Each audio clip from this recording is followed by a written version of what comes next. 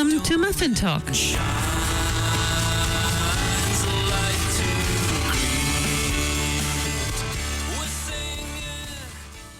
Parishes are so different. They range from a Sunday mass count of maybe 15 in a small rural parish to 2,000 in the cathedral.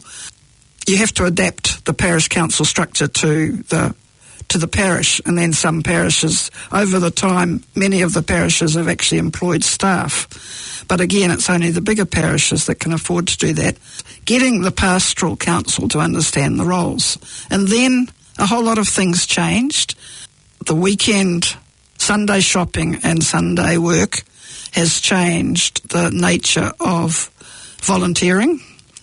Shift work and kids going to things in the afternoon, women going back to work earlier after they've had their children, has all removed a lot of the volunteers we used to have.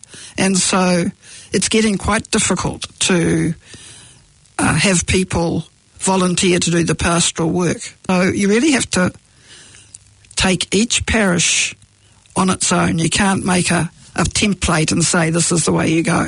So you sort of go and sit down with a parish and work with the people who have volunteered and find out how they can best help the priest with the pastoral care of the people. So the bishops made it mandatory. Yeah. The only things that are mandatory from the Vatican are finance committees to look after the finance. And that's another issue. Quite often the two get mixed up. And quite often nowadays we get people volunteering to be on the Pastoral Council who have come from quite high up management positions in their work, and so they think they're managing the parish, and it's not a managing role really, it's a pastoral care role, and the pastoral part keeps getting lost. Pastoral, what is best for the people? How can we best provide a spiritual input for the people? And that's what pastoral councils are about. And it can be quite tricky.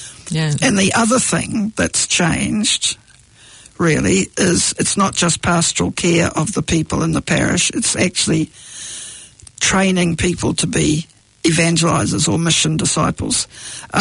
Getting parishes to think outside the square, outside their little circle, their community. So for so long we've actually concentrated on building good ecclesial communities so that we know what's happening among our parishioners, but we've forgotten about the fact that we're supposed to be bringing in lots more people. We're supposed to be spreading the good news.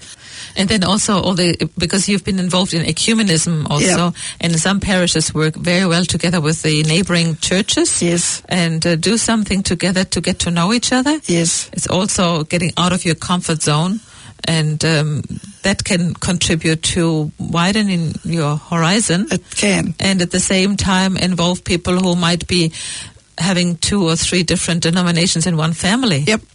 That also can be a tricky one, because some of the people from other countries or the priests from other countries are not used to working with other denominations.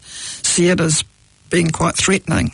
Parish councils and the finance committees, they have guidelines. Yes. So the guidelines are not laws, they are guidelines. They're guidelines. But so every parish can say, well, I'd like to, we should shift this a little bit because we have this and this ethnic group and they are not happy with that point.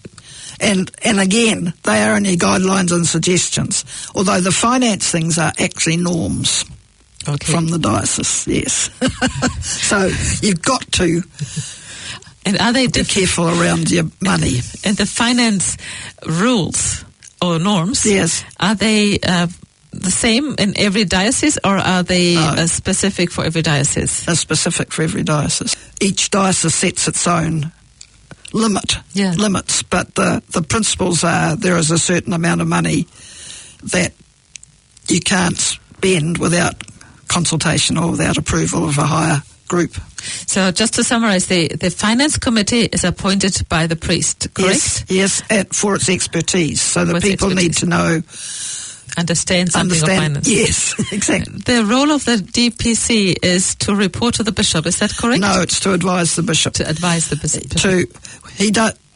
They do furnish overall reports from the regions, but that's not the main role. The main role is to hear the bishop's concerns and to offer him their opinions on the things that he is concerned about from their lay experience, because he also has the Council of Priests. So, and quite often the advice or the consultation he has is different from what he would get from the priests, because they have a different point of view. Yeah, different concerns. That's right. Different life. That's right, yep. Out there, heroic peace is calling. In the bonds of love we meet. For the world a new day dawning, and shines a light to greet. We're singing, this is the day when the hope was calling. This is the day when the light did shine.